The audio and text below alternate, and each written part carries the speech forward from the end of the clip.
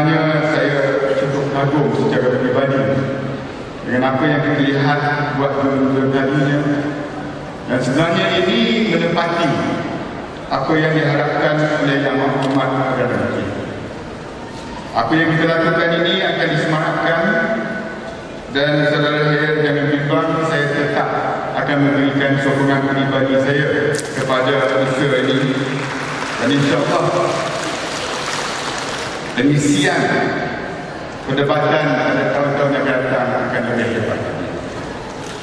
Izinkan saya, saudara-saudari, membacakan ucapan Yang Berhormat Perdana Menteri yang berbunyi, pertamanya marilah kita bersama-sama merapatkan setinggi-tinggi bersyukuran kepada Allah Subhanahu Wa Taala kerana dengan limpah izin dan kurnia-Nya telah memungkinkan kita kepusingan akhir dan majlis penutup pertandingan debat PPM di antara institut pengajian tinggi pada tahun 2011. Terlebih dahulu saya ingin mengambil kesempatan untuk menekankan setinggi-tinggi penghargaan dan ucapan tahniah khususnya kepada pihak penganjur yang telah bertembus-lumbus menganjurkan dan memastikan perjalanan pertandingan ini berlangsung dengan baik. Sesungguhnya pertandingan debat Piala Perdana Menteri ini atau debat PPM merupakan satu lagi bukti jelas kesungguhan kerajaan hari ini dalam melakukan transformasi.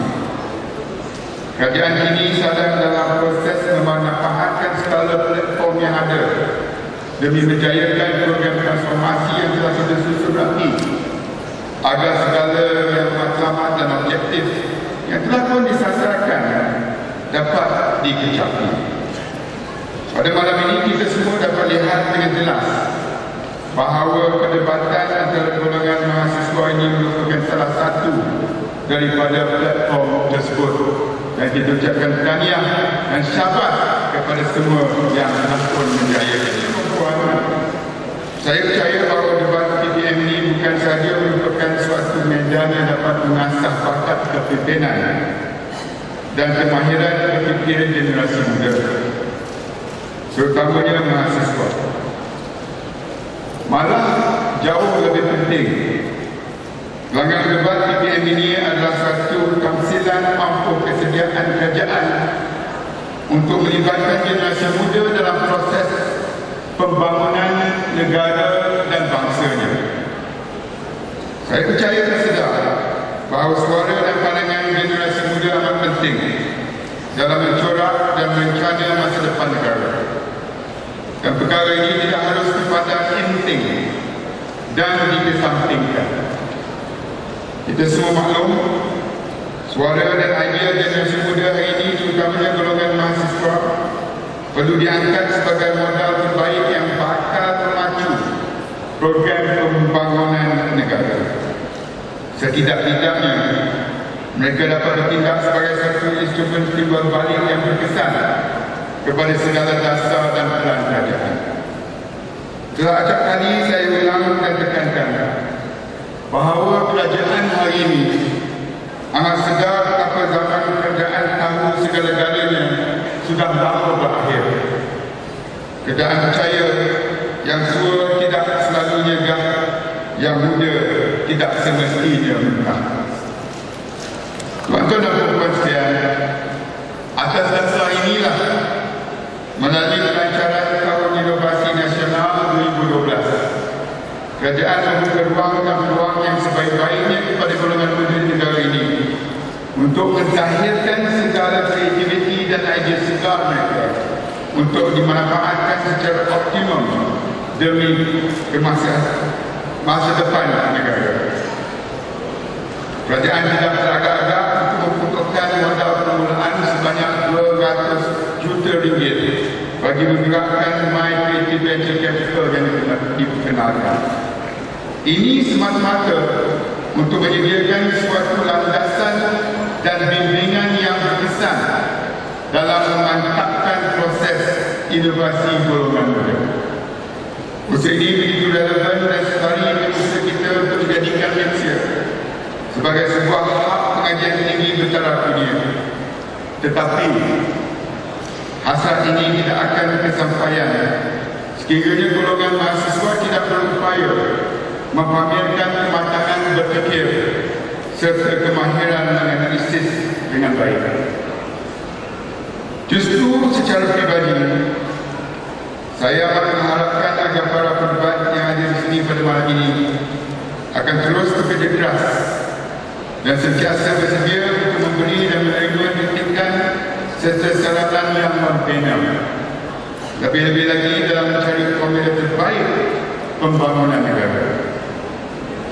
Kita sedar bahawa kita tidak akan pernah boleh lari lagi daripada hakikat bahawa setiap individu akan pasti mempunyai kecenderungan dan pandangan yang berbeza. Perkara ini bukanlah sesuatu yang negatif, bukanlah sesuatu yang perlu dibendung. Malah baginda Rasulullah SAW telah pun bersabda bahawa perbezaan pendapat itu merupakan satu rahmat. Namun saudara-saudari, dalam berbeza pendapat perlu ada adab dan etikanya. Kita tidak sewajarnya mengambil pendekatan bersifat sembrono dan mementingkan diri dalam mengupas dan mengulas sesuatu itu. Sebaliknya, dalam mencadang dan membentangkan sesuatu ideal, kita harus berujar dengan disandarkan kepada ketinggian ilmu dan juga kemunian akal budi. Bukannya dengan kejahilan yang berbau emosi, pak kata pepatah, ikut hati mati, ikut rasa binasa. Malam ini saya ingin menyeru ke semua mahasiswa untuk lebih aktif dalam memahami segala program dan plan pembangunan oleh kerajaan. Kemudian tuturkanlah segala buah pikiran yang bisa melebur makmur dan bukannya leka dan berhelah kabur yang mampu mengundang hancur. Kita mahu generasi muda hari ini menjadi penggerak utama program transformasi negara. Bukannya sekadar menjaga cerita-cerita kosong di jalanan yang diulang-ulang sebut demi kurangi simpati dalam meneruskan agenda pribadi golongan tertentu. Di sini bolehlah kita simpulkan bahawa peranan dan tugas golongan mahasiswa ini merangkumi aspek 5P, iaitu golongan mahasiswa sebagai penyelesai masalah dan bukannya pencetus musibah. Kedua, pencipta ilmu pengetahuan dan bukannya penjaga angan-angan.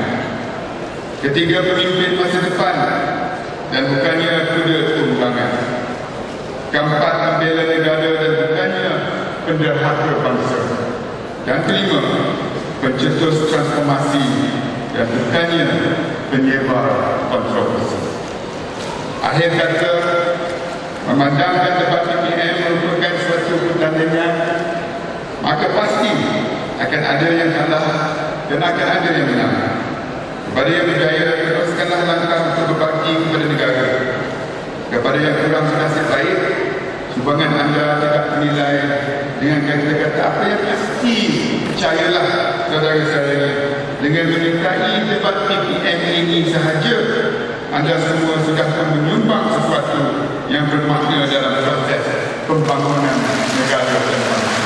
Bersama-samalah kita berganding bahu hingga beri tenaga untuk kekal berdiri sebagai pembela watan yang panjang akalnya, yang kuat semangat dan jati dirinya, dan tinggi pula sesilanya.